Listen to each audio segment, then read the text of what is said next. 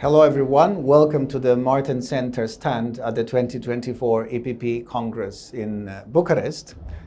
We are going to discuss a very important topic, very dear both to the European People's Party as a political family and to the Martin Center, and that is the future of the transatlantic relationship.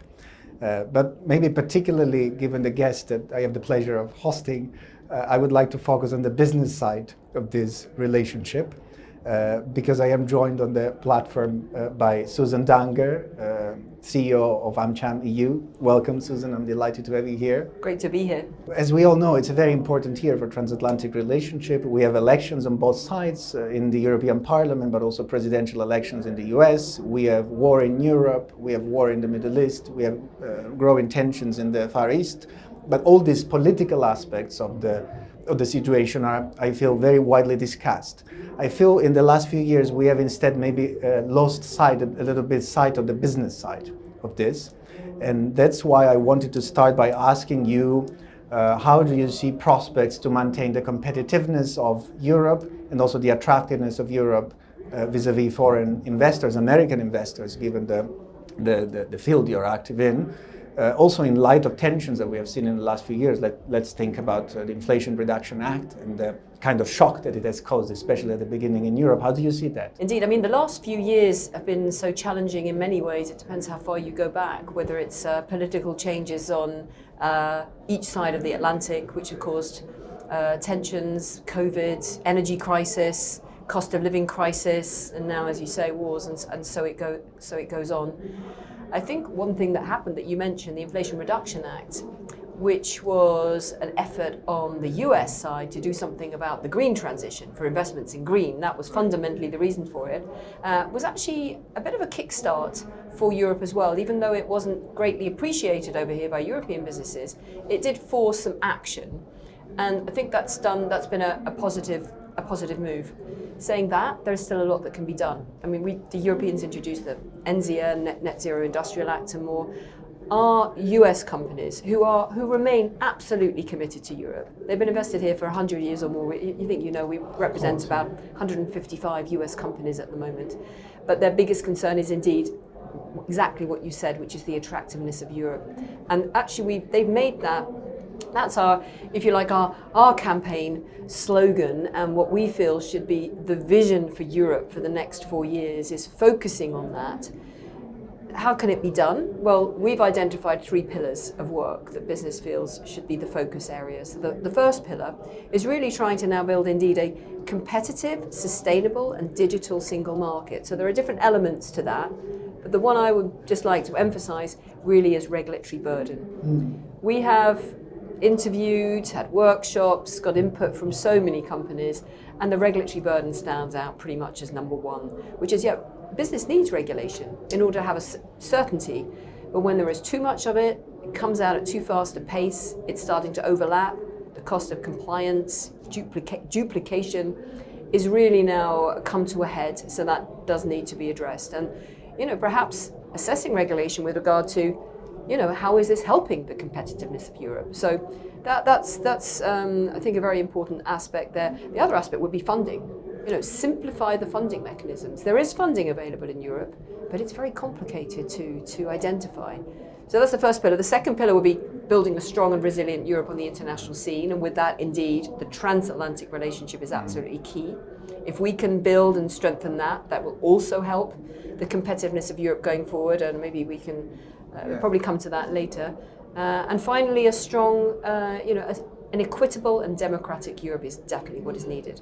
Absolutely, and it's important to remind all of us of this, of course, a few months before the European elections particularly. Well, I'd like to pick up on something you said, your second point on the sort of global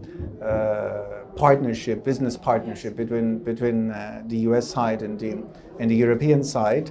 We were all supportive. I think most of us here were supportive a few years ago of the TTIP, the trade and investment deal that was being negotiated and then unfortunately founded about 5 years ago. And ever since we have been looking for a new framework. There was a new Trade and Technology Council that was introduced. I think it's about to turn 3 years old. More broadly, I feel that the business side of this partnership is very important. So what's the role of business going forward, and what's the right framework to make the most of this role?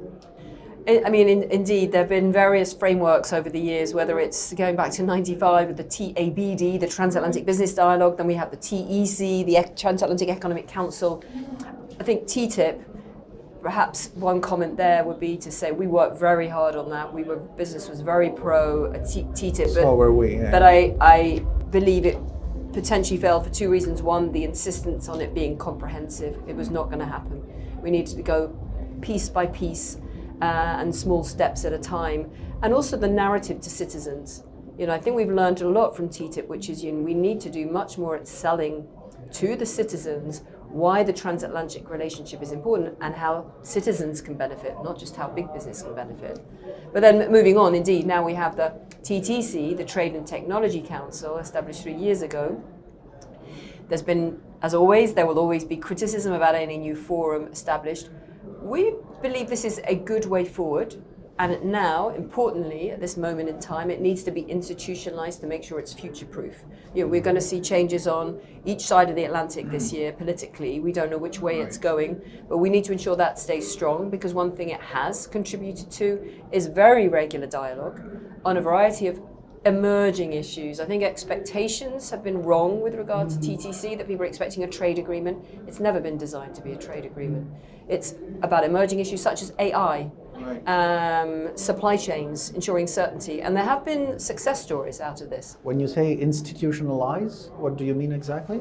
Maybe future-proof is the better word, is make sure whatever change, whether it's on either side of the Atlantic, that it can't be both sides are committed to it. Both sides are committed to it, and regardless of what happens with politics and changes, that body stays there and is seen as a forum where change can happen and agreements can be made. And we have, sanctions, export controls, smart grids. There have been a number of stories, but we need political will, political leadership. I'd like to change slightly maybe the topic and bring in Ukraine in all this, because we know that a terrible war is being fought there. It has been fought for over 2 years. So what are your thoughts on the role that business cooperation can have to help Ukraine weather this storm in this difficult part of its history, and also reconstruct the country in the future? Yeah, no, I mean, indeed, we, like all Europeans and absolutely condemn the invasion of Russia into Ukraine, continue to support. What we feel is that the first challenge is, of course, to ensure that the narrative remains strong as to why we need to support Ukraine. The funding is an issue. I mean, you asked about business. However, at the moment, we're seeing challenges on both sides. We've resolved it on the European side, and new funding has gone through. But on the US, there's still a challenge there. I think the narrative is extremely important, as explaining again to people why this matters, why Ukraine is defending Europe, and that global security is at risk. So that's the first piece. Business can also play a role there in speaking out a little bit more boldly on that. What we're doing as AmCham EU, we have a Ukraine task force. So business is getting together to show, firstly, solidarity, perhaps showcasing and demonstrating what can be done with regard to reconstruction. There are already companies that are investing and do have programs which are going forward. I think we also need to stress that rule of law will also be needed moving forward to allow companies to invest. So that's, we need to stand up for some principles there as well. So I would like to thank you, Susan, for your contribution. And I say to our audience, stay tuned for more content from the 2024 EPP Congress in Bucharest. There will be much more coming.